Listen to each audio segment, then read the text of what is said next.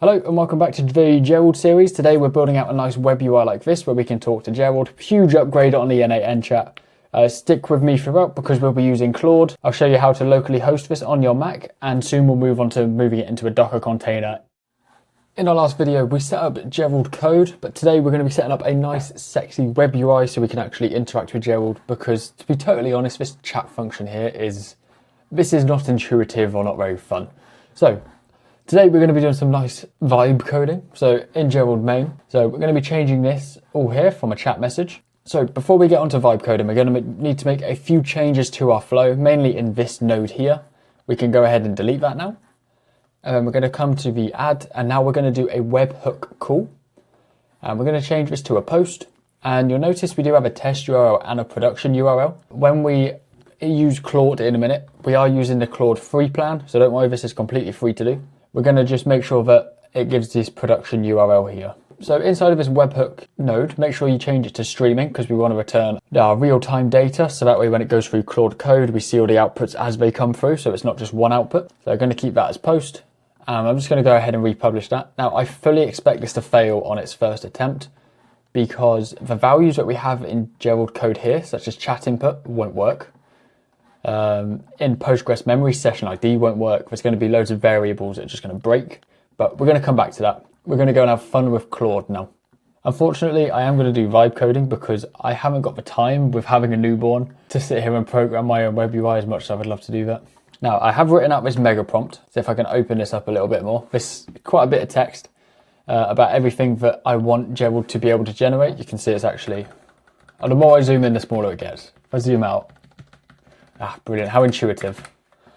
Okay, anyway, that's my mega prompt, and I'm going to use Sonnet 4.6 because we don't have Opus. I would love to use Opus, but I'm using free tools only, so you can just follow along with free accounts if needed. So we're just going to wait for this to finish now. This can take a little while. Go on, notify me. That was nice and quick, actually. You can see the time didn't actually change that much with everything. So now in this prompt, it will be on the GitHub link down below if you want to use it. I do tell Claude, to also make it a PWA app, which means a progressive web app. So you could come in here, like Claude is here, and click install. So if you host this on your server and use Twingate or Cloudflare, you can access this on your phone and install it as an app, your laptop, install it as an app. That way you can access Claude from anywhere, which is better than what I did before with Xcode. So it's a huge improvement. Okay, so we can have a look at the code here of what it made. And I'm just trying to find that part where it needs our server URL. So this is where we're going to have our webhook. But you can actually come here and preview it. Now this won't work because it's not technically running, but we can kind of see what it looks like. So there you go, we can see we've got Gerald up here, connection failed, version 2 as well, so it knows about it. What I will do is I can iterate on this as well. I'll probably make this red if Gerald's offline, but you can see it's not. But anyway, we're going to go ahead and download that. So we'll have index.html. I'll pull over my downloads folder here. And what I'm going to do is just make a new folder called Gerald quick. Now this will be the same on Windows as well. And then I'll just right click this folder, services, and new terminal at the folder. And then I have a nice Python command lined up so we can actually just host this locally just to test for a minute. And what our end goal is to embed this into the Docker container so it spins up this web UI at the same time as, N8N. Wait, hang on, I have it running in a different one, sorry, when I was testing. Hang on, let's fire that back up. There you go. So serving on port 8080.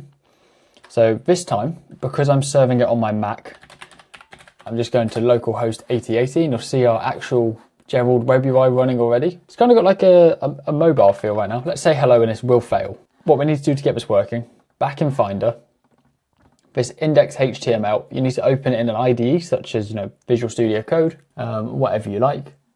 So here, this is a comment section here. So the only thing you need to change is the webhook URL const below. Set it to your endpoint, e.g. this here. But what that's actually telling us to do is to scroll down here, and this is what's telling us to update. Between the speech marks, or quotation marks, whatever you want to call them, take it out like that. I'll zoom in a touch as well. So we're on this section here.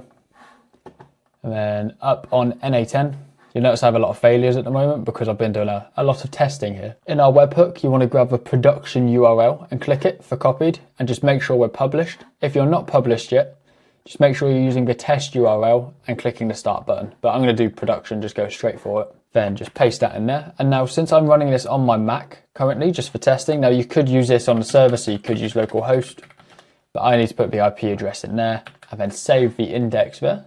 Then coming back over to Gerald, just going to close that tab quick. Okay, and let's say hello to Gerald. Now it's reopened. Now it looks like I'm actually having some issues connecting to Gerald, which is perfectly fine because we're doing some dodgy self-hosted stuff currently. So on my terminal, I'll just close that command there. And what I'm going to do quick is just grab that production URL again. And on my terminal, I've got this command ready here, which if I just paste that in there and just change that IP address, we're just going to test if via terminal I can send a HTTP request to Gerald. And we'll just see what that comes back as. That looks like nothing. One eternity later. Okay, that's quite funny. I forgot to connect the node to make sure it's connected. Yeah, so the whole reason mine wasn't working is because I forgot to hook up the node. So completely my fault there. But once you've updated the code in VS Code to match everything, this is down in GitHub below. You can use this. Just make sure you change this to your webhook.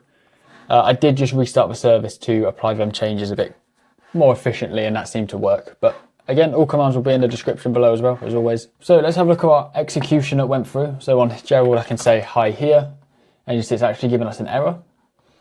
And if I wait for this one to come through, so it's likely this one unless another one pops up. There it is. So we sent that exactly 1:20 AM. Brilliant. Let's debug. Let's see what the errors we have are. So Postgres memory, so that's upset. So we'll find out why. Session ID is invalid.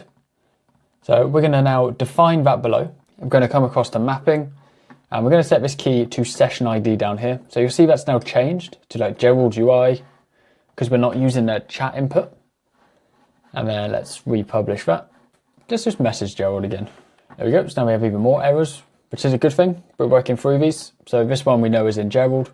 So if we come to this second one here, see Gerald server error this time because chat input doesn't exist. Let's debug. And we're going to now define below. So the user prompt, we just need to look down here for our chat input. And then publish and republish again and say hi to Gerald again. So this time it might take a second because as we know from the last 3 episodes, that when I first query a model, it takes a second to spin up. So hopefully we get some sort of reply out of it. There you go, so it's actually running now. You can see it is going through. And I have actually changed, so my 3080 server, which runs all our previous models, I turned into so essentially my PS5 has died, which is really sad. So I'm trying to turn a Windows PC into a console-like experience, but it's controller only. Really cool project. This is taking a while to spin up some AI models. I wonder what's going on there. I have got it working. I did have to do a little bit of troubleshooting inside of Visual Studio using a little bit of ChatGPT. But if we bring up Gerald here, so there he is, he's waiting for input. If we say hello this time, we should get a reply nice and quick. So let's get how are you? So what we're going to do in the next episode is we're going to add some better tools to Gerald code. How can I help Nath today? We're going to fix that today. With these better tools that we give Gerald code, it's going to have specific ways that it can interact with the server rather than just having, so if I open up Gerald code, you'll see it literally just has one SSH tool, but 2 backup models. We're just going to customize this a little bit, and that episode will come out tomorrow. So I'm doing a mega Gerald drop. Yeah, I think it'll be a pretty cool project. So in the future, we're essentially just laying the base for Gerald now, and then we'll just keep adding and adding and adding to it. Yeah, I will see you tomorrow, and we'll update with Gerald tools, and that'll be nice and exciting.